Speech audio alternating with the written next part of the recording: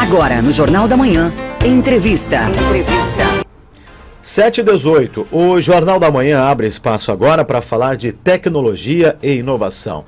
Em um mundo cada vez mais globalizado, não há como negar a importância do avanço tecnológico para a sobrevivência de qualquer tipo de negócio, independentemente de segmento. Mas será que inovação e tecnologia são a mesma coisa? Como se aliar à tecnologia, ser inovador sem perder a conexão com o público?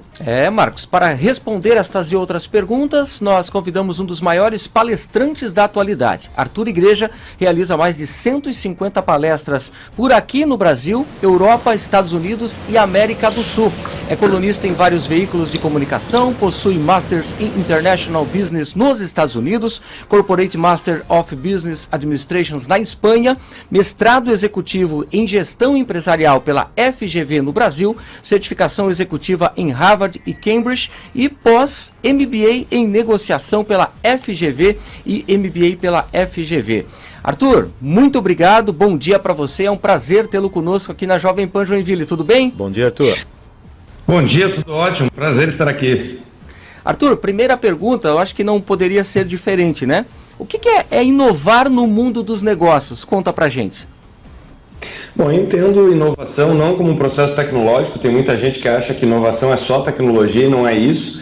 Inovação para mim é continuar atualizando, oxigenando um negócio, né? Então o que acontece é que todas as variáveis ao redor de uma empresa, e aliás, ao redor de um profissional, de qualquer pessoa como eu, como você, as coisas estão mudando, são mudanças comportamentais, mudanças demográficas, mudanças econômicas, e aí nós vivemos mudanças tecnológicas que são muito profundas. Então o que acontece? Se a pessoa parar no tempo, ela vai ficando menos relevante. O que é inovação? Inovação é o processo de entender essas mudanças e fazer os ajustes necessários. Então, assim como uma pessoa precisa atualizar os seus comportamentos, os seus conhecimentos, as suas habilidades, o mesmo acontece com uma empresa. Então, se a empresa continuar fazendo as coisas do jeito que ela sempre fez, ela pode até continuar tendo resultado por um tempo, mas a tendência é que ela entre num declínio, né? Então, inovação é isso, é esse processo diário e constante de se manter relevante. Arthur, você comentou, né, e falou uma frase que é o seguinte, né, ajustes necessários, né, e a gente sabe que a tecnologia que importa é aquela que é centrada no cliente, né, a gente já ouviu várias explicações, inclusive, sobre isso, e aí te pergunto o seguinte, né, como saber se de fato as empresas estão conectadas com seus clientes, sejam online, sejam offline, estão fazendo esses ajustes necessários, acompanhando essa inovação, hein? Excelente pergunta. O que acontece é que o consumidor ele demonstra isso, né? Então é o que as startups, as empresas procuram, que é entender quais são as alavancas, quais são os gatilhos positivos, né? Ou seja, se a empresa faz uma determinada mudança, isso causou um aumento pela procura nos seus produtos e serviços, aumentou o índice de satisfação, então a questão é medir tudo isso, né? Por isso que é tão importante ter os indicadores.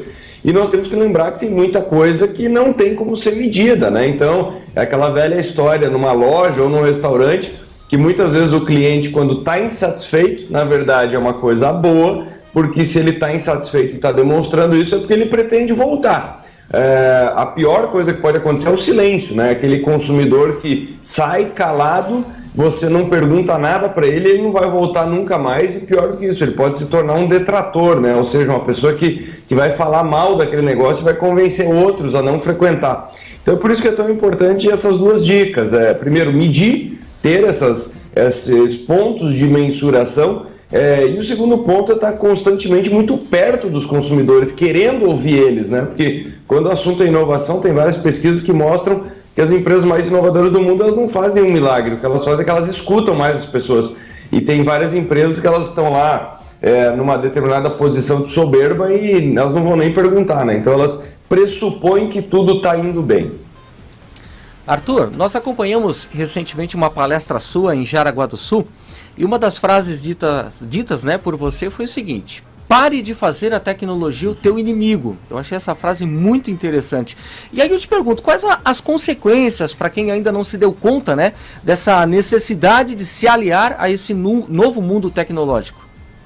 Olha, é negar a realidade, né? Então, eu acho que todas essas mudanças, não só tecnológicas, né, como tantas outras, negá-las ou encarar a tecnologia como algo muito complexo, muito, sabe, isso está ligado ao pessoal de tecnologia, as empresas de tecnologia, isso não é para mim. Isso gera um problema, porque você vai se afastando e você está negando aquilo que é o óbvio, né? Então você está reduzindo as suas chances.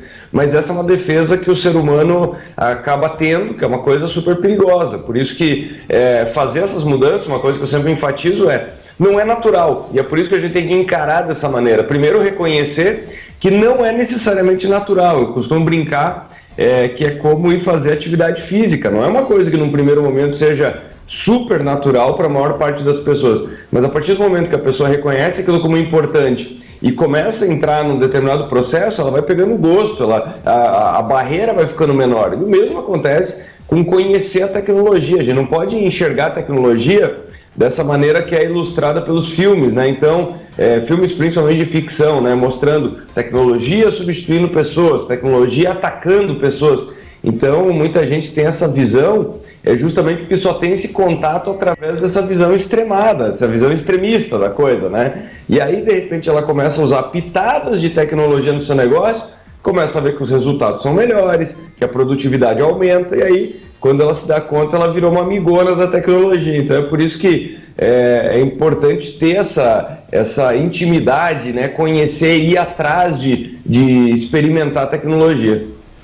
Gostei da sua frase, Arthur, experimentar a tecnologia, e aí eu quero que você comenta um pouquinho com o ouvinte da Jovem Pan, que é o seguinte, tem uma palavra ou um termo que está assustando muita gente nos últimos meses, especificamente, que é a questão do metaverso, né? Nós tivemos, inclusive, uma reunião do governo federal recentemente, usando a tecnologia, e aí você até comenta o seguinte, né? Quando a gente escreve lá nas redes sociais metaverso, tem gente que vai lá e comenta e diz o seguinte, isso é loucura, isso não é para mim. Queria que você comentasse um pouquinho sobre essa realidade que assusta um pouco no momento, mas é uma realidade que a gente não vai poder fugir dela, né? Exatamente, eu sempre comparo o que está acontecendo com o metaverso aqui em 2022 com o que aconteceu com a internet lá no final dos anos 90. As pessoas também falavam que era uma loucura, que não era para elas e tudo mais, e cá estamos em 2022, eu acho que ninguém seria maluco de dizer que a internet não é uma ferramenta super importante que deu certo, né? Então, com o metaverso está acontecendo a mesma coisa, uma tecnologia que ainda está engatinhando, uma tecnologia que está amadurecendo, mas basta lembrar que isso acontece com toda a tecnologia, né? Por exemplo, os telefones celulares passaram a fazer parte da nossa vida também ali no final dos anos 90, era uma tecnologia que vinha amadurecendo desde o final dos anos 70. A internet, ela levou décadas para amadurecer, e daí num piscar de olhos nós tínhamos o e-commerce, nós tínhamos as reuniões online, plataforma de rede social, enfim. E com o metaverso está acontecendo a mesma coisa. Então é por isso que é interessante entender como funciona, porque é uma ferramenta muito, muito interessante, né? Ela te permite ter, eu costumo dizer que é o seguinte, é uma camada entre, por exemplo, o que nós estamos fazendo aqui, nós estamos conectados em duas dimensões, né? Ou seja, eu estou vendo vocês, né? Quem está nos acompanhando, nos vê em duas dimensões, né? E aí quando nós nos encontramos, por exemplo, no meio da rua, você está vendo a pessoa de forma presencial, então você consegue ver os traços dela. Inclusive uma coisa, eu costumo exemplificar o metaverso da seguinte maneira, né? As pessoas me assistem nos canais de TV, enfim, nos vídeos, e daí quando elas me encontram ao vivo, elas falam, caramba, Arthur, como você é alto, eu não tinha essa percepção. Claro, porque ela estava me vendo num ambiente de duas dimensões e sem a proporção adequada, né? E aí o que é o metaverso? O metaverso você coloca um daqueles óculos de realidade virtual e você tem essa sensação de presença. Então você tem dois elementos que são muito interessantes, né? Por exemplo, duas pessoas em dois cantos do mundo usando esses óculos e esses controles que existem hoje, só para vocês terem ideia, você consegue apertar a mão da outra pessoa e sentir a firmeza do aperto de mão. E além disso, você consegue construir ambientes sem as restrições físicas e orçamentárias que nós temos no mundo físico, né? Então o que eu quero dizer com isso? Imagina que essas pessoas elas podem se encontrar, uma está vendo a outra, a sua direita, a sua esquerda, na frente, ou seja, fica parecendo mais uma reunião presencial, e você com um piscar de olhos você pode falar o seguinte, gente, Eu acho que esse ambiente que nós estamos aqui não está legal. Que tal a gente trocar de paisagem e simplesmente fazer essa reunião aqui no topo de um prédio em Nova York? Quer dizer, clicando em 2, 3 opções, você consegue estar nesse cenário. E essa imersão está cada vez mais realista, né? Então, eu sei que o que eu estou falando aqui parece uma viagem, parece uma coisa estranha, mais uma vez, por isso que é importante entender, por isso que é importante fazer um test drive desse tipo de tecnologia, e aí a pessoa se dá conta que ela pode gerar resultados incríveis. Por exemplo, nós temos uma grande empresa brasileira, que é Case Global em metaverso. O que ela fez? Ela percebeu essas potencialidades, abriu a loja dela dentro do metaverso, que é onde a garotada já joga, enfim, já se encontra. O que aconteceu? Essa loja teve 9 milhões de visitantes em um mês, isso foi em agosto do ano passado. Então, muitas vezes, quando a gente acha, pô, isso daí não é para mim, isso é muito futurismo, e aí você vai se dar conta do que a garotada já está usando, eles já estão usando isso o tempo inteiro. Então, também, um outro traço da tecnologia é esse choque geracional. Isso daí sempre acontece, né? Quantas pessoas que nós conhecemos que não usam a internet, que ficaram na era pré-internet. O que vai acontecer agora? O metaverso vai amadurecer e vai ter gente que não vai entrar no metaverso. E aí o que acontece? Cada vez mais essa pessoa vai se isolando, ela vai ficando com menos possibilidades de fazer negócios, de estabelecer relacionamentos, enfim. Então, nada de novo. Ao mesmo tempo que tudo muda, tem determinadas coisas que só se repetem.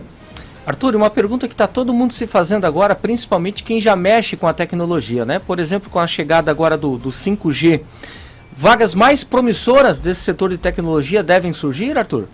Sem sombra de dúvida, o que está acontecendo com tecnologia e Joinville é um exemplo nisso. Aliás, Santa Catarina é um grande exemplo, né? Nós temos aí o caso de Florianópolis, que é um caso nacional de um PIB de tecnologia que é maior que o PIB de turismo, né? Então, Florianópolis inverteu aquela lógica do que é a vocação de uma cidade. Quer dizer, você pode ter a vocação, mas você pode desenvolver uma segunda vocação e ela se tornar muito pujante, né? Nós temos que lembrar que na tecnologia hoje nós temos salários que aumentam à frente da inflação. Nós temos uma escassez de pessoas, as empresas de tecnologia estão contratando o tempo inteiro, pagando salários muito altos, e tem um terceiro aspecto interessante que vem aí com o 5G, que o setor de tecnologia hoje ele não é mais tão formalizado enquanto as aptidões que a pessoa precisa ter. O que eu quero dizer com isso? Hoje tem muita gente migrando de outras áreas para áreas de tecnologia, porque, por exemplo, para se tornar um desenvolvedor de software, o que você precisa ter? Você precisa ter capacidade de desenvolver software. Se você aprendeu isso sozinho, se você aprendeu isso no YouTube, se você fez curso rápido, o que as empresas querem saber é se você sabe programar, se você sabe desenvolver. Então isso também é muito interessante, porque tem gente conseguindo dar grandes saltos nas suas carreiras sem ter que passar, por exemplo, por um curso que dura 5 anos, que dura 4 anos. Então é uma tecnologia muito interessante. E o 5G ele traz aí uma movimentação econômica gigante, porque o que acontece é que é uma tecnologia de infraestrutura, então precisa ter gente para desenvolver hardware compatível com 5G, as aplicações de software. Então é uma nova economia que está vindo junto com o 5G, que vai demandar muita gente e, como eu falei, os salários são muito promissores. Arthur, para encerrar, eu sei que você já tem uma palestra aí já na sequência, vou falar uma frase aqui dita por você em uma das inúmeras palestras que você faz pelo Brasil: jogar contra o algoritmo é perder no xadrez, né? Uma frase que você diz, inclusive, e não há dúvidas que a gente não pode ficar distante da tecnologia. Agora, eu queria que você desse uma explicação para a gente rapidamente, obviamente, né, em resumo, sobre a necessidade da gente olhar para o ser humano, ou seja, mesmo com toda a tecnologia, não esquecer do ser humano, da experiência. Isso é um ponto fundamental, porque a tecnologia ela está tomando tal proporção e ela tem tal importância que por vezes tem empresas e tem pessoas que estão esquecendo que no final das contas são pessoas usando tecnologia para se relacionar, para fazer negócios, enfim, com outras pessoas. Então, uma brincadeira que eu faço é que é o seguinte, né? Não tem ainda uma TV comprando um ar-condicionado, né? Não é máquina com máquina, fica essa impressão, mas não é. Então, e um outro ponto perigoso disso tudo é quando, de fato, nós usamos a tecnologia para substituir o relacionamento. Então, o que eu quero dizer com isso? O WhatsApp é a coisa mais conveniente que existe no mundo para você marcar um churrasco. contanto que o churrasco aconteça. Então o que não pode acontecer é você deixar de encontrar as pessoas e achar que se você está falando com elas num grupo de WhatsApp é a mesma coisa do que encontrá-las para fazer um churrasco. Uma coisa não tem nada a ver com a outra. Então só tem que ficar esse lembrete que nós temos que usar isso com muita sabedoria e sempre tomando esse cuidado. Se nós não estamos usando esses canais, usando essas ferramentas para substituir aquilo que é essencialmente humano. Então a tecnologia ela evolui muito rápido, mas nós temos que lembrar que o ser humano continua sendo o mesmo, com as suas emoções, seus sonhos, seus medos, suas aflições, suas realizações. Então, a tecnologia é nossa parceira, mas nunca pode ser a substituição daquilo que é a essência do ser humano.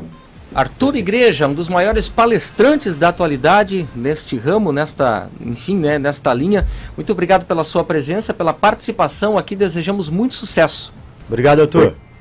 Obrigado, uma boa semana. Grande abraço. Boa semana. Valeu.